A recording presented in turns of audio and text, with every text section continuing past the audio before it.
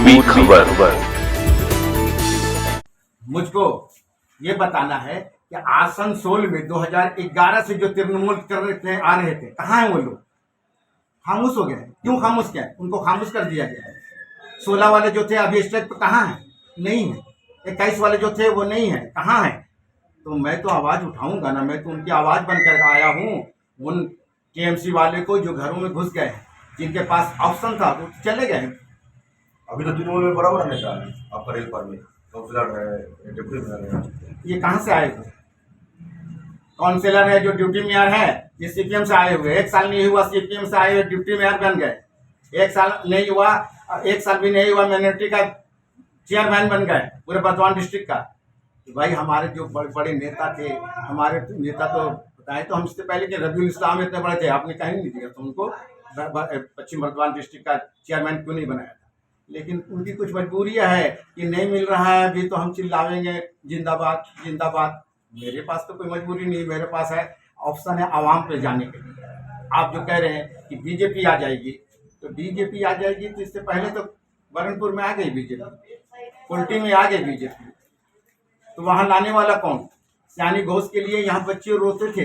इतना बढ़िया नेत्री आई है जो पश्चिम बर्धमान का किस्मत बदल देती है, तो आपने उसको वापस कर दिया। आप एक 80 साल बूढ़ा को भी वापस कर दिया। कम से कम काउंसिलर लड़े कि हम यहाँ का मेयर बनेंगे, उनको भी नहीं दिया।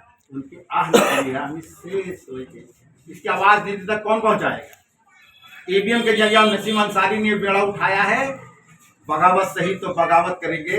ईवीएम के जरिए दीदी को ये बात ईवीएम छोड़ के भी आप कर सकते थे। बिल्कुल नहीं, ये इतना ताकतवर इतना है कि 5 साल तक, मैं वीडियो है मेरे पास, 5 साल तक गुलाम सरवर, वसीमुल हक, मैं जितना बड़ा बड़ा ये 5 साल तक हम लोग इनके विरोध में चिल्लाते रहे। आप हमको दीजिए, रेल पार्क को बनाइए अवतार गार्डन की तरह बनाइए, रेल पार्क को हाउसिंग की तरह बनाइए। अभी वीडियो तमाम का चल रहा है, मैं तो चला रहा हूँ तमाम। तो करा करके हम लोग भेजे, मास पार्टीशन दिए, क्या जो नहीं करना था। तो इतने बड़े कद्दावर हैं कि वहाँ आवाज पहुँचने नहीं देते। थक हार करके लोग सो जाते हैं, मैं सोने वाला नहीं। आपकी लड़ाई तो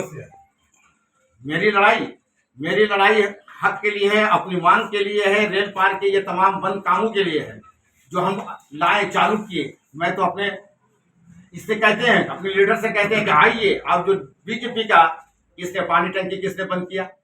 बीजेपी। हमारे कॉलेज के तहरीक को किसने खत्म किया? बीजेपी। हमारे कॉम्पिटिटिव लाइब्रेरी जो ऑलरेडी चल रही थी, वहां पार्टी ऑफिस आपने बना करके उसको बंद कर दिया, बीजेपी। हमारे आपने काम किया है, नशा को बढ़ावा दिया है, गोदाम बढ़ा है, यहाँ लोग आपका झंडा पकड़ करके गैर कानूनी काम में आगे बढ़े हैं, लेकिन तालीम में नहीं बढ़े। तालीम को आपने पीछे कर दिया। हमारे 2 स्कूल हैं, हाई स्कूल, 2 हाई स्कूल में 85 टीचर की कमी है। कभी आपने खबर लिया मुसलमान बच्चे पढ़ेंगे कैसे?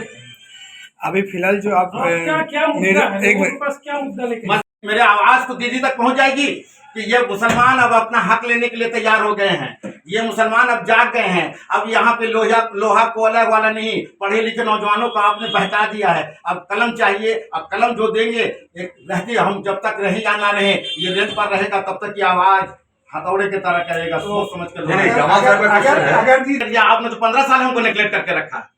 हो सकता है कि कोई आवे और हमारा काम को कर दे।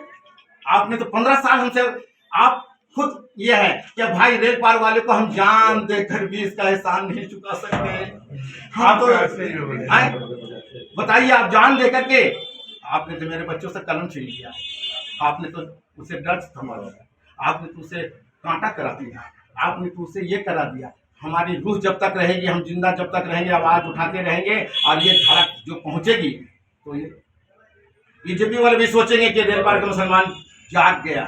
हमारे चैनल को लाइक शेयर सब्सक्राइब करना ना भूलें और बेल आइकन को दबाना ना भूलें और देखते रहें पूर्वी खबर।